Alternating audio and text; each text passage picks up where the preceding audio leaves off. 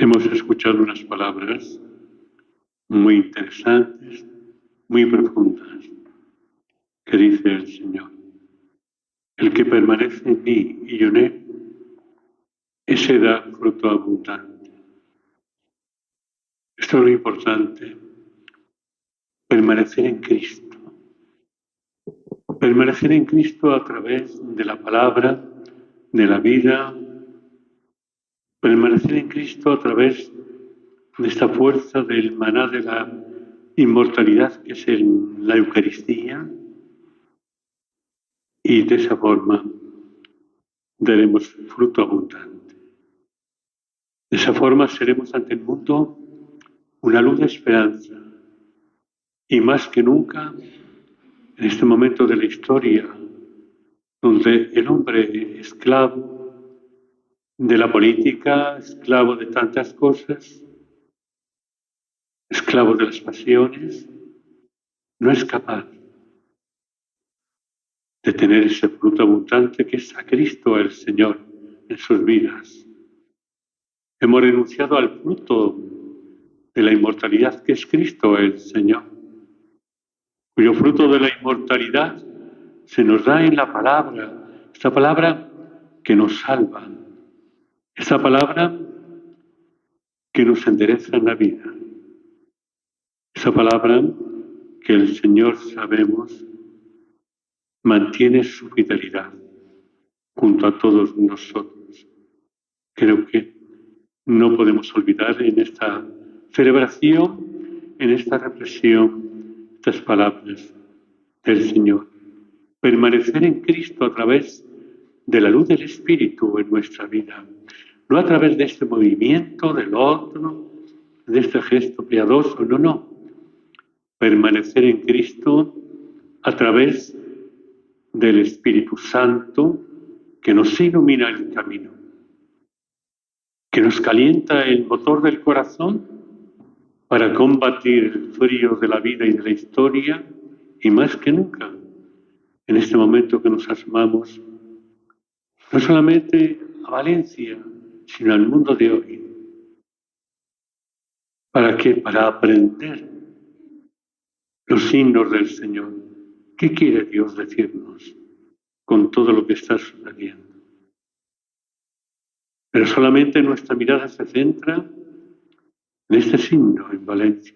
Pero tal vez nuestra mirada no se centra en la vida que se termina con el aborto. No se centra nuestra mirada y nuestra vida en la eutanasia, en estas leyes, como ayer decíamos, anoche, que Pablo animaba a Tito para que orientase a la comunidad que tenían que obedecer a los gobernantes. Todo esto. Y os comentaba yo, señores, es una actitud que hay que analizar mucho, porque yo no puedo comulgar con una actitud de unos que quieren gobernarme suprimiendo las grandes leyes, que es la ley de la vida, la dignidad del hombre, la cultura de la vida.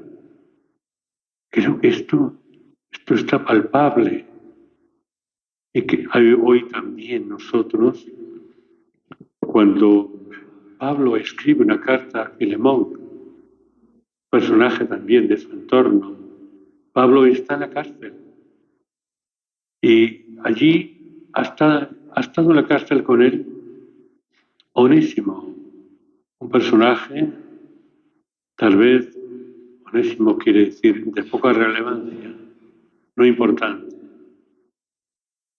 Lo corto, pero no contado. Y le ha cogido tanto cariño, le ha instruido. Por eso Pablo dice, le tengo como a mi hijo. Y Filemón es el dueño de ese esclavo. Y se le manda de nuevo Pablo diciéndole, ya no le tomes como esclavo, sino como hijo amado. Si algo tengo que pagarte por esa actitud de comportamiento, me lo dices para yo pagaré y te daré. Es Este texto es reflexivo para darnos cuenta cómo Pablo, por una parte, ante la esclavitud, lo mismo que San Pedro, tal vez. En cambio, Cristo rompe. En el Evangelio de San Lucas, capítulo 4, cuando Cristo dice, el Señor me ha enviado a anunciar el mensaje, a dar la libertad a los cautivos. Por eso creo que esta lectura que hemos proclamado de San Pablo a Filemón, este amigo de él también, para presentarle a Onésimo, un esclavo, es una toma de conciencia. La esclavitud era propia del pueblo judío, pero una pregunta. ¿La esclavitud no es propia en este momento de la historia? El hombre vive esclavo uno de otro. ¿La esclavitud no provoca la violencia de género? ¿La esclavitud no provoca un desorden moral? ¿La esclavitud no provoca el atropello de la dignidad de la persona, lo que significa? ¿La esclavitud no provoca el respeto a la vida de un padre que mata a un hijo?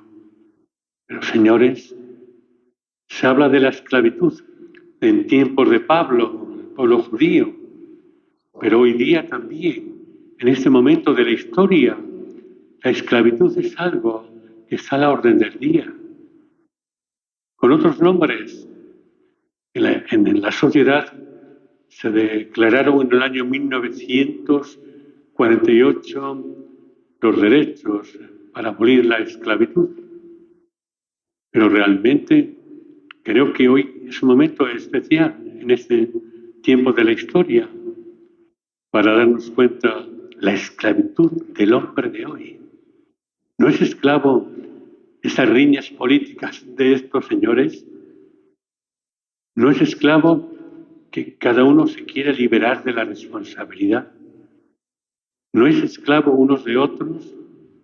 Todas unas normas y la misma iglesia a veces, las mismas comunidades religiosas.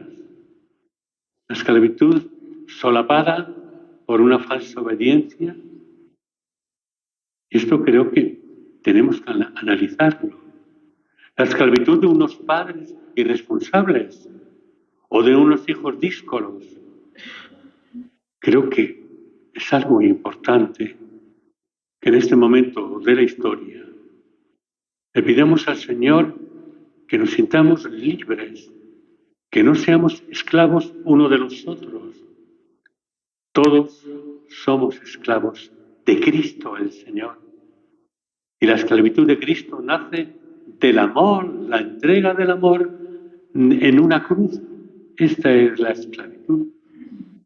Por eso este texto, que es una denuncia en la sociedad moderna de hace unos años y ahora también, el marxismo, el comunismo, vamos a luchar por quitar del mundo, de la historia de España, de cualquier lugar, la injusticia, luchamos y resulta que lo que logran y lo que quieren es un país más injusto, un país más comunista, un país esclavo. Creo que son palabras con las cuales jugamos muchas veces y no podemos jugar con estas palabras tan serias. No olvidéis, analizamos toda la historia de ayer y de hoy del mundo, los grandes dictadores que abogaban precisamente por destruir la injusticia, la esclavitud, y fueron provocadores de la injusticia y de la opresión de tantos sometidos a la cámara de gas.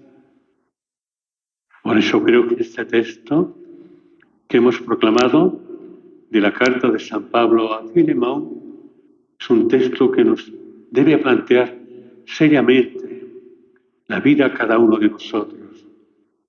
No podemos ser esclavos de nadie y no podemos hacer esclavos nuestros a este o al otro con nuestros cismas, con nuestros comentarios, con nuestros odios, nuestras riñas, nuestras tiranteces.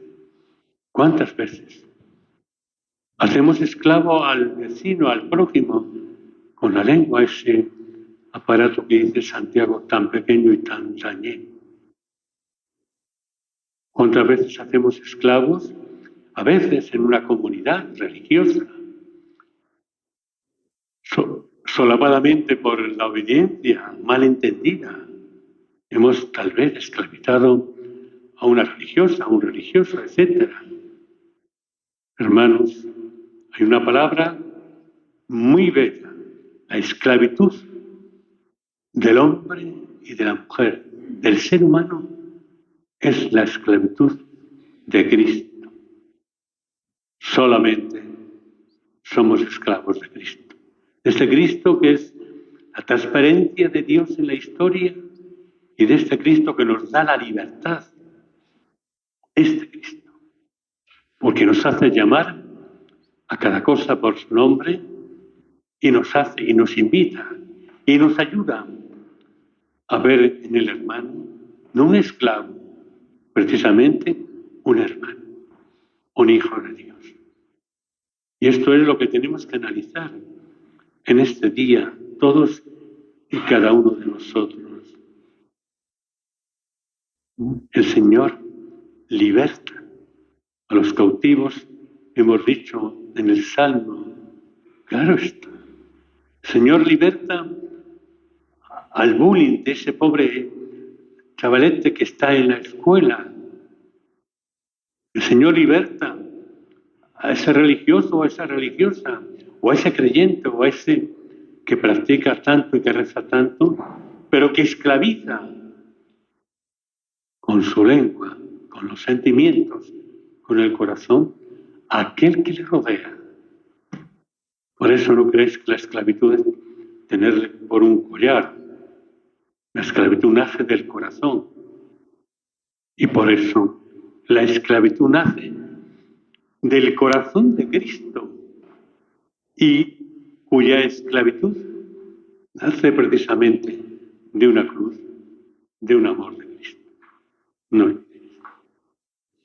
Y el Evangelio que hemos proclamado es un Evangelio un tanto discordante, cuando los fariseos, todos aquellos, incluso los escribas, le preguntan al Señor, ¿y qué? ¿Cuándo llega esto? ¿Cuándo llega el reino de los cielos?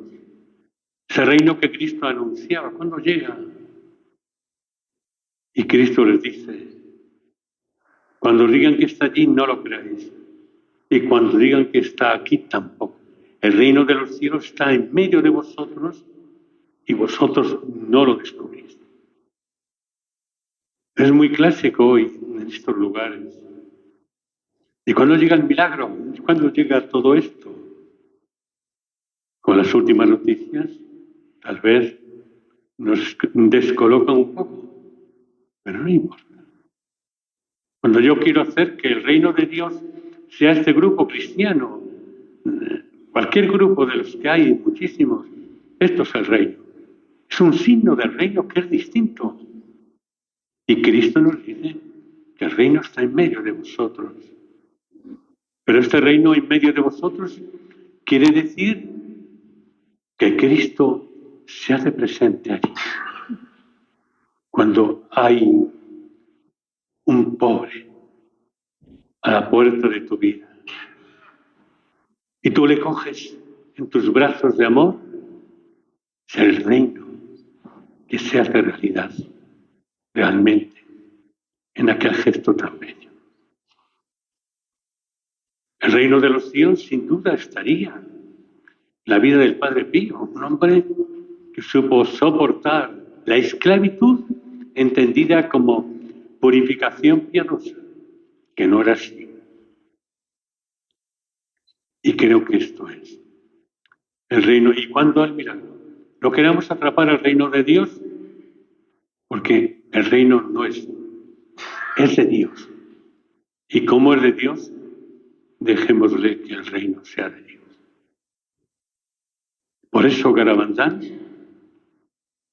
No es una cuestión de los hombres. Si es cuestión de Dios. Y dejemos que Dios sea Dios y que la Virgen sea la Virgen. Porque todos echamos los dados. A ver, ya está aquí, mira esto. Ya está aquí pronto. Este es un signo. Pero no. La dana esta famosa, esto de Valencia.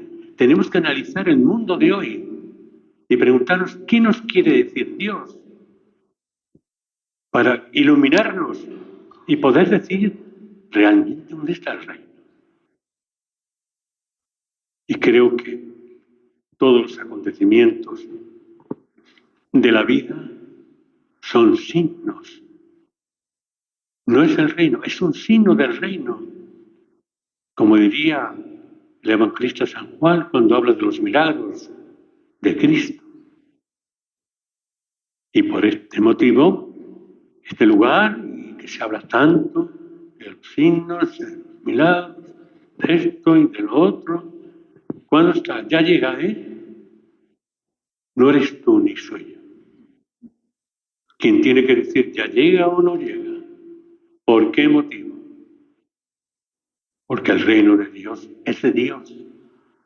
No es mío, ni el reino de Dios es de los curas, del Papa, de los obispos, ni el gran milagro de este reino de Dios. ¿Sabéis cuál es? La Eucaristía. Es el gran milagro. Tocar a Cristo, comer a Cristo. Es el gran signo, no signo.